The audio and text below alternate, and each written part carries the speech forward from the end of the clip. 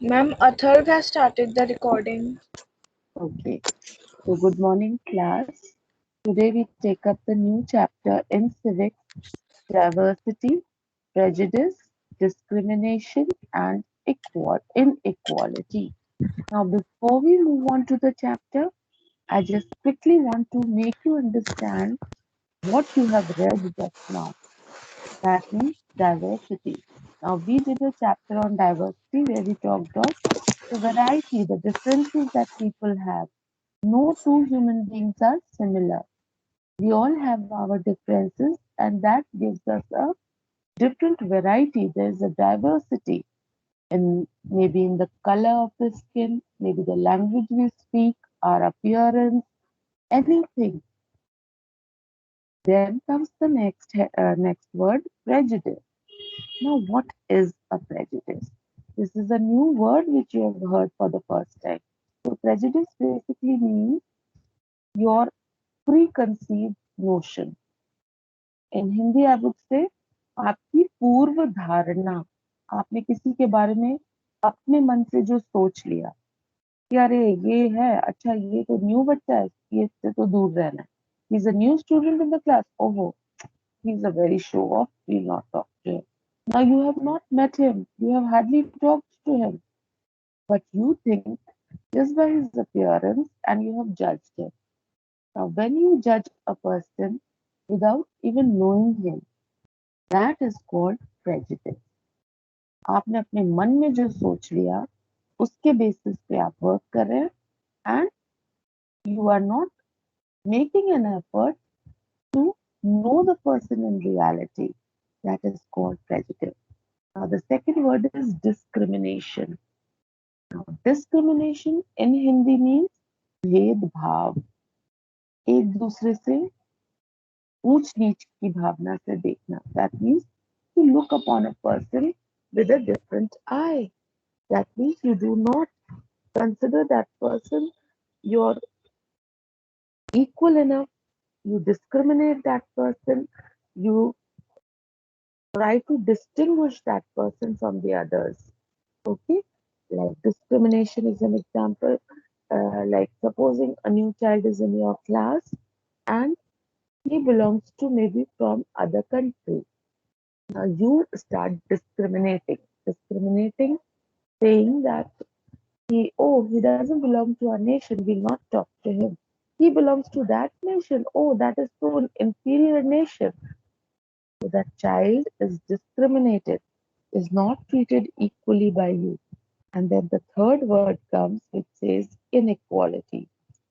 Inequality means when you do not treat people equally. That is called inequality. Okay? Are these points clear to you all? These definitions clear to you? Yes, ma'am. Okay. So in this chapter, we'll be reading about the causes, which are the reasons for prejudice, discrimination, and inequality. What makes people discriminate from each other? What makes people to feel prejudiced about others? And what makes people to go for inequality, not treating people equally? What are the reasons? We'll see that. Then in this chapter, we'll also see reasons for encouraging diversity. What are the reasons? What are the ways we can follow which can bring diversity? There should be variety of people living together hand in hand. Then we'll cover up reduce prejudice and discrimination. How can we reduce it? How can we the boundaries that we have drawn for each other? How can that be eradicated, removed? Then the last thing is we should follow the Indian Constitution, of which Part 3, Part 4, Part 4A, then 15 and 16 of the Indian Constitution talks about equality, talks about that all should be treated equally, talks about that nobody should be discriminated. The Constitution is the law. The law of the country also says about it that we should treat all equally. Though we should have diversity, there should be people of different religion, caste, creed, sex, and language. the attitude, the appearance, the skin type, all this could be different. There could be varieties, there could be large diversity, yet we should have people going hand in hand, loving each other, calling them brothers and sisters, and working on it. Now we begin with the introduction. The evils of bias and discrimination deeply deepen on both the individual and the society. That means every individual, we people, we are individuals. That means me, I as a teacher, you, particularly one child, and all the other children. Individually, when you talk of we, and when we talk of the society, that means all the people through whom or with whom we interact from the society. So they are telling us that discrimination is the source of all this. You know, living in a society, we need to demarcate. We definitely count on our family members, then we count on our neighbors, and this will remain there. We discriminate each other, and this is very much common in our society these days. In order to completely get rid of the prejudice and discrimination, we must deal with the prevailing beliefs and ideologies and social structure. So now here they are telling us that to overcome the discrimination, to overcome prejudice, wrong thinking about others, we need to break up those ideologies. Oh, okay, he's a Excuse me, terrorist, so ma'am. that means, yes, Ma'am, can you please tell the page number because I have joined now. no, I can't, no, I can't. So the different ideologies which we believe, like supposing you see a terrorist and the first thought comes in your mind, oh, he must be of that religion. Why? Why that religion? Why only that religion? He could be from any other religion because no religion teaches us to uh, do harm to other human beings. But yes, we are prejudiced about a particular religion. We think, okay, yeah, if he's a terrorist, acha, he belongs to that particular religion. Now, this is prejudice. It could be from any religion, any thief who's caught. अरे अच्छा ये तो इस religion का हाँ इस religion के तो लोग चोर होते हैं. Who gave you the right to say this? We all are born equal. We all should treat others equally. And we should not judge people just because we believe that. We have a certain ideology. We have a certain belief. We have a certain thinking. We should not be working on our thinking and ideologies. So here they say that to reduce prejudice, discrimination, and inequality, we need to first change our ideologies, our beliefs, which have come over the years. Then we come on to the next heading called prejudice. Now, prejudices are attitudes or opinion about a person or group simply because the person belongs to a specific religion, race, nationality, or another group. Prejudice involves strong feelings that are difficult to change. Prejudice is prejudicing. Prejudice is prejudicing. A person who says, I don't want name the group living in my neighborhood is expressing a prejudice. Now, prejudice means you have a strong notion against a particular person or a group of people. Strong notion without even knowing that person. So they have told you that here is an example. If you see any person saying that I don't want such group of people living in my society, now that means that person is prejudiced. Okay, that means that person is not following the norms. He is simply having hatred in his heart for that particular group of people, that particular religion, that particular race. So that is called prejudice. When you have a strong disliking for a particular group of people without any reason also. You have clubbed in all the people that अच्छा इस तरह के लोग यही होते हैं. That is called prejudice. Okay. Next we come on to discrimination.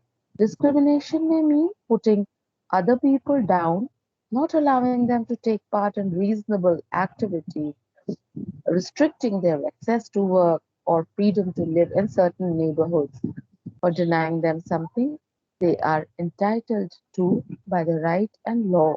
So now discrimination, as the word tells you, to looking down upon a person, not treating that person equally or a group of people.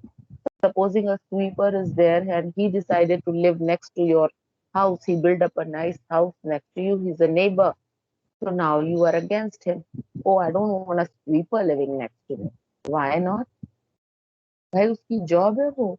If he is sweeping, that means he is doing a particular job and no job is inferior. So who are we to look down upon and discriminate one person from the other? And obviously it is against the law. We are not following the constitution. Now the position of the Constitution of India, the fountainhead for all laws, rules and regulations of the land, is given below. Now they are talking that all the rules and regulations which are to be followed in the Constitution for discrimination, to fight against discrimination, have been mentioned very clearly in the constitutional laws Ma'am, which are laid down. So now they have taken down certain points also. It says that it empowers the states to practice positive or protective discrimination in favor of the historically disadvantaged groups of the population. Now, the laws also say that supposing there's any particular group of people, say backward classes, those people, the tribals who are living a very secluded life, they are not they have not been techno savvy, they have been away from social interaction. So it is the government's duty under the constitution. The law has been made that if any particular group is not working well and is looked down upon, is discriminated, then it is the duty of the government to side with them and protect them, to protect their rights, look after them. Historically, it is disadvantageous that any particular group is deprived of certain things. Then the second point says it gives equal rights to both women and men and does not allow any discrimination on grounds of religion, race, caste, sex, or place of birth. Now, Indian society has still not overcome the fact that they put forward for a discrimination on the basis of gender. Now, male in a society is treated with lavish goods, whereas a female is still looked down upon, is still looked feeble, is still looked as if just to look after the home. She is not treated equally in the society. So it is the work of the government to look after this also. Now, categories for protective discrimination in the Indian Constitution are women, children. Now, all these people, the Indian Constitution, the law says that they should be protected, they should be secured, they should be looked after. So they look after the women, they look after the rights of the children, they look after the scheduled caste, which is called SC, and it's a short form. Then the scheduled tribes, ST, and other backward classes, that is OBC. So it is the work of the government to look after these people, not only just these, the minorities. That means those people who are not in huge number. They are not a they are not a majority. They are minority. That means out of every 10%, maybe there are just two people of that particular group. Okay, and then it is the work of the government to look after the physically handicapped people. That means those people, those poor people, those uh, uh, section of the society who are physically disabled, who are suffering from one or the other problem in life. So these kind of things are looked by the government when they talk of discrimination. When we talk of discrimination, there should be no discrimination at all. Please, now you can end the recording, Ali, or whoever is doing the recording. Athar, please end the recording. So we will stop here for today and